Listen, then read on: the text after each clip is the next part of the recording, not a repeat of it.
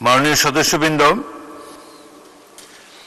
আমি এখন সংসদে স্পিকারের চেয়ারের প্রতি বা সভাপতির প্রতি মাথা ঝুঁকিয়ে সম্মান প্রদর্শন করা সম্পর্কে আমার সিদ্ধান্ত জানাবো। সংসদের সভাপতির প্রতি ঝুঁকিয়ে সম্মান জানাবার বিষয়টি সুরাহার জন্য পয়েন্ট অফ অর্ডারে অনুরোধ জানান। বিষয়টি পরীক্ষা নিরীক্ষা করে জানানো হবে মর্মে আমি জানিয়েছিলাম। সেই প্রেক্ষিতে আমার পর্যবেক্ষণ ও সিদ্ধান্ত জানাচ্ছি।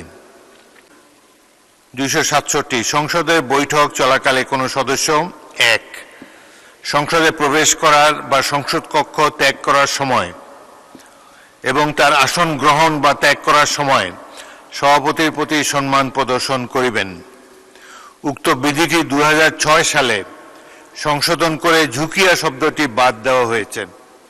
আমি পরীক্ষা করে দেখেছি, অষ্টম সংসদের কার্যপ্রণালী বিধি সম্পর্কিত স্থায়ী কমিটি 20 সেপ্টেম্বর 2026 তারিখে সংসদে একটি রিপোর্ট উপস্থাপন করে।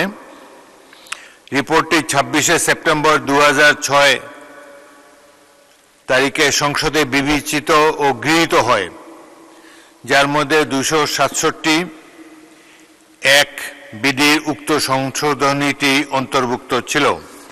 অতএব আমাদের কার্যপ্রণালী বিধির 267(1) বিধি হইতে ঝুঁকিয়া শব্দটি বাদ দেওয়া হয়েছে।